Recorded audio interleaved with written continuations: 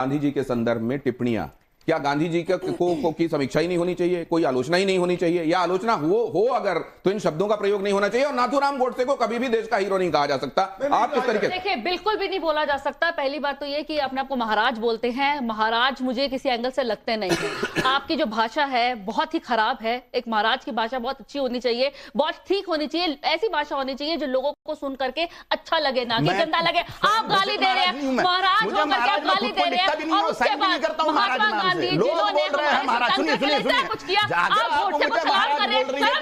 प्रियंका क्या कह रही है, सुनिए जरा। प्रियंका क्या कह रही है? Priyanka please, let me speak, please. Let me also speak.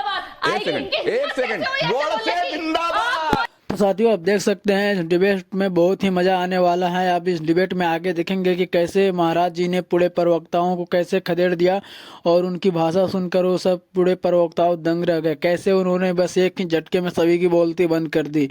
आप देख सकते हैं इस वीडियो में के माध्यम से, इस डिबेट के माध्यम से, कि कैसे गोदी मीडिया ने उनको फंसाने का झांसा लिया और कैसे उन्होंने अपने सारे डिबेट को इधर से उधर कर दिए। देख सकते हैं इस वीडियो में देखने के लिए आप हमारे वीडियो को लास्ट तक बने रहें। आगे सारा वीडियो का पूरा डिटेल है, उसमें आप देख सकते हैं इस वीडियो का फुल मेन मकसद। चलिए स्टार्ट। ये एक सेकंड। नहीं हूँ, मैं कोई साधु संत नहीं हूँ, मैं महाराज नहीं, मानवी जी आप अपनी जगह पे चलें। आप अपनी जगह पे, आपके लिए क्या होगा? जीवित होते तो मैं उनका फॉलोअर होता। ये जिंदाबाद कह रहे हैं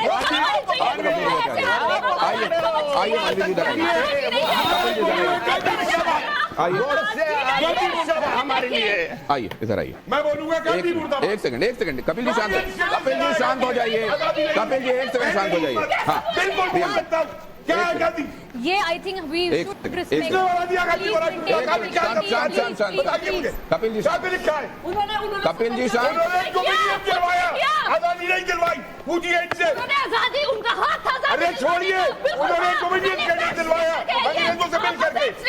बिल्कुल मालूम है मुझे, फैक्ट बताइए आप हिस्ट्री के। आप पॉलिटिकल एंगल से। अरे आज छोड़िए, आप मुझे बताइए उस एक मिनट उस स्वदेशी वाले को माउंटबेटन भी रहा था पहला गवर्नर जनरल बनाने को। एक सेकंड शांत होइए प्लीज। बात ऐसे बात मत मैं कीजिए। उसको नहीं बचा रहा हूँ, मैंने गोडसे को नहीं बचाया है। एक सेकंड ऐसे बात मत मैंने कीजिए। गोडसे को नहीं बचाया, लेकिन गांधी भगवान नहीं है। दोनों शांत हो जाइए। प्रियंका अपनी बात। कम्युनिस्ट स्टेटस दिलवाया गांधी ने, माउंटबेटन स्वदेशी Kapil ji, I request you, उन्हें please. गवर्नर जनरल बनाया। कपिल जी प्लीज। ये थी उसका स्वदेशी। कपिल जी प्लीज।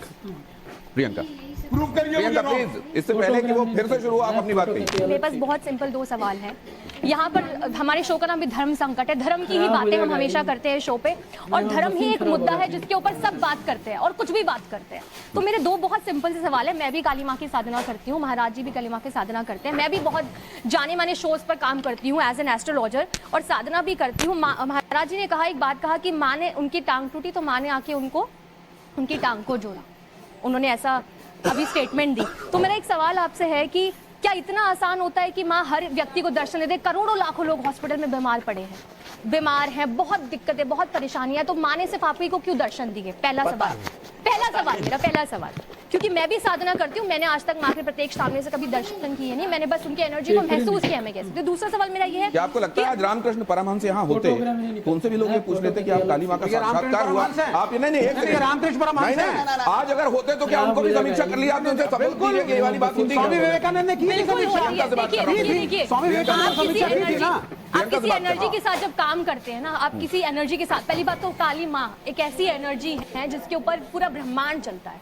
उनके हस्बैंड जो शिव जी हैं वो भी उनके सामने कुछ नहीं बोल सकते। तो एक ऐसी एनर्जी की साधना करना क्या एक नॉर्मल व्यक्ति के लिए आसान है? बहुत बहुत आसान होता है। और इतने सारे लोग अगर दुनिया में बीमार लग रहे हैं, बिल्कुल बिल्कुल नॉर्मल व्यक्ति लग रहे हैं। देखिए मैं बिल्कुल एक वो साधक है, मैं उनकी रिस्पेक्ट करती हूँ। अच्छा, तो आप खुद को सामान्य मानती हैं? आप काली की उपासक? बिल्कुल सामान्य तो आप सामान्य है वो सामान्य है, काली की पूजा कर रहे हैं ना। मेरा दूसरा सवाल रह गया इनका, मेरा दूसरा सवाल ये है आपकी बारी आएगी, आऊंगा ना। देखिए विवेक जी बात मान रहे हैं, कपिल जी बात मान रहे हैं, आप भी बात मानिए। हम समाज को क्या देना चाह रहे हैं ये देखिए। मैं बुरा हूँ, चलो। यही मेरा सवाल इनसे है। दूसरा सवाल मेरा यही है आपसे। सनातन का अर्थ है, आप इधर आइए, कालीचरण जी आप इधर आइए। आपसे कुछ सवाल ऐसे जिसमें इधर आइए, सोचने विचारने के लिए बहुत वक्त नहीं होता। उसमें यह माना जाता है कि अमूमन आपके दिल में जो होता है वो जुबान पर आ जाता है, और आप तो इस बात के लिए जाने भी जाते हैं कि आप सीधे वो बात कह देते हैं जो आपके मन में होता है। यहां जरा कुछ एक बातें देखिए और इनका जवाब आपको क्या लगता है जरा वो समझने की कोशिश करते हैं, उसके बाद इस चर्चा को आगे बढ़ाएंगे। बहुत जल्दी से ये राउंड धर्म संकट में क्या कहते हैं महाराज, जब ये तस्वीर सामने आती है। बहुत कुछ अभी तक आपने सुना महात्मा गांधी के विषय में। आप जानते हैं कितने सारे, सिर्फ भारत नहीं, सिर्फ भारत के लोगों के लिए वो हीरो नहीं रहे हैं, पूरे विश्व में न जाने कितने देश उनके व्यक्तित्व की सराहना करते हुए उनकी मूर्तियां वहां पर आपको देखने को मिलेगी। हम 2 अक्टूबर के दिन पूरा देश कृतज्ञ होता है कि महात्मा गांधी ने, उनके तौर तरीकों ने बिना खड्ग बिना ढाल आजादी दिला दी। ये तस्वीर, क्या आप अपनी सोच को बदलने के लिए तैयार हैं जो महात्मा गांधी के विषय में आपने पहले सोच रखी? क्योंकि आप ये भी मानते हैं कि आपने पूरी पढ़ाई नहीं की है वैसी विद्यालयों में या कॉलेजेस में, तो क्या आपको ये लगता है कहीं गुंजाइश है कि आप समझते नहीं है मोहनदास करमचंद गांधी के व्यक्तित्व को? पूरी तरह से समझता हूं। मैं फॉलोअर था गांधी का, पहले पूरी तरह से 100% फॉलो करता था।